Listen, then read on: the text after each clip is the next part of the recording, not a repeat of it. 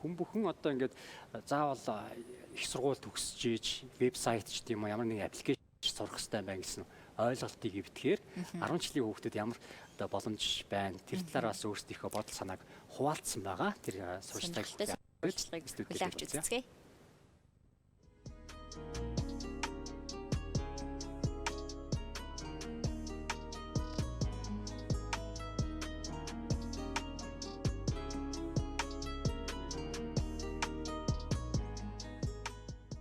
Намайг Б-Өргөл гэдэг Nest Education сургуулийн 11-ийн Б ангид суралцдаг. Энэ жил буюу намраас эхлээд Nest Education сургуульд орж ирээд IT-ийн мэрэгчлэлээр суралцсан байгаа.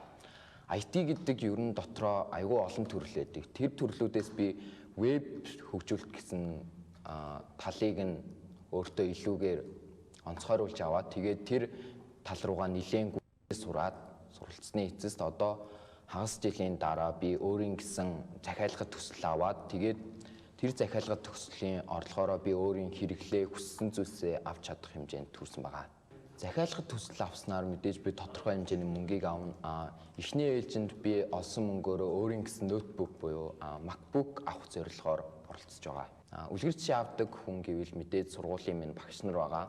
Маш өндөр чадвартай, заах маш өндөр чадвартай багш нар байдаг.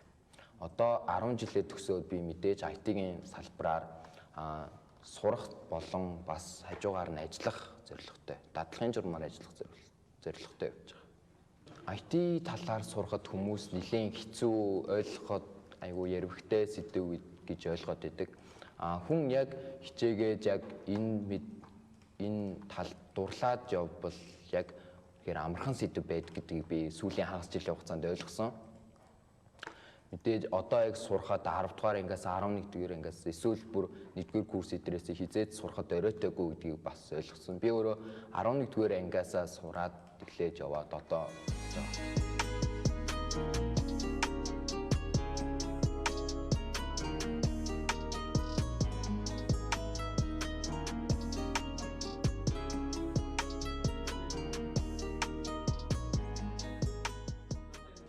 Сэмэнэ намайг Эрдэнэтийн Батэр үлддэг.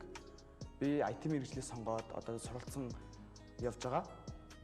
IT мэргэжлийн заавал карантин ямар нэгэн хязгаарлалт байхгүй хүүхэн өөрөө хөгжүүлж чадах, өөрөө сурч чадах тийм мэргэжил. Хэрэг та мэргэжлээ сонгочвол танд заавал их сургуульд ороод заавал мэргэжлээ дэвшлүүлэх арга юу шаардлага байхгүй. IT мэргэжил яг үндсэн сургууль мат болон физиктэй илүү төлхөөс сайн байх хэрэгтэй. Бас нэмэлтээр англи хэл бас мэддэг байх хэрэгтэй. Энэ гурван хичээлийг ер нь мэддэг байхад IT хичээл бол илүү ойлгоход амар хялбар хичээл байгаа. Мэргэжил байгаа. Программын хэл нь одоо C++, HTML, CSS, JavaScript, Python гэх зэрэг ийм хэлүүдийг мэдснээр та вебсайт, аппликейшн тоглоом зэрэг бүтээж болно. Аппликейшн хийгээд ганцаар ажиллахаас илүү багаар ажиллах нь илүү үр дүнтэй, үр бүтээмжтэй, цаг хэмндэг. Тийм болохоор та илүү багаар ажиллаж хүмүүстэй ойлголцож тийм ур чадвар танд хэрэгтэй.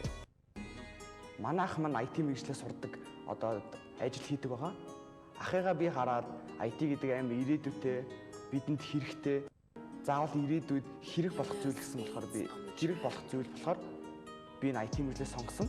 Тийм болохоор та бүхэн ч гэсэн над чиг IT мэргэжлээ сонгоод цаад мэдж аваарай.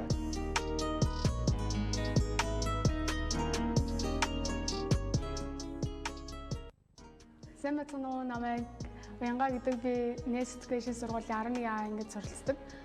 Би энэ жил буюу 9 сард яг IT-ийн чиглэл рүү орсон.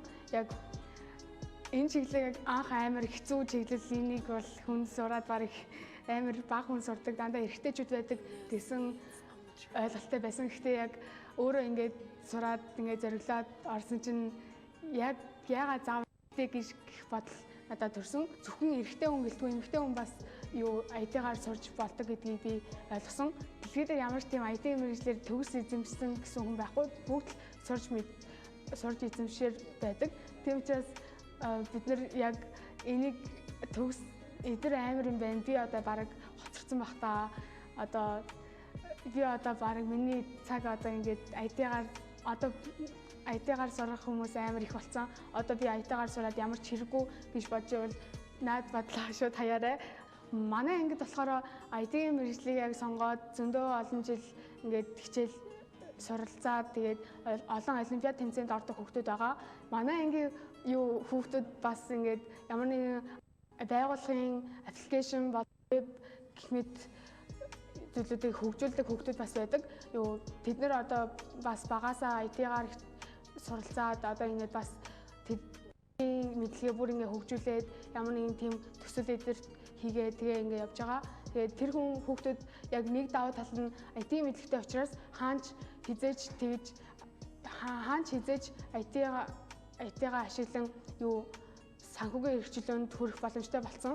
Одоо тэрийг тэгээд улам илүү хөгжүүлээ явж байгаа. Тэгээд одоо ингээд олимпиад эдэрт оролцоод тэгээд ингээд медаль эдэр аваад шагнал байранд ороод ингээд явах юм бол бидний ирээдүйд одоо жишээлбэл их сургууль эдэрт ороход маш их давуу тал болдог. IT мэргэжлийг та хэцүү гэж бодож байвал одоо наад бодлоо хаяарай. IT мэргэжил яг сонгоод суралцсан маш сонирхолтой салбар байдаг.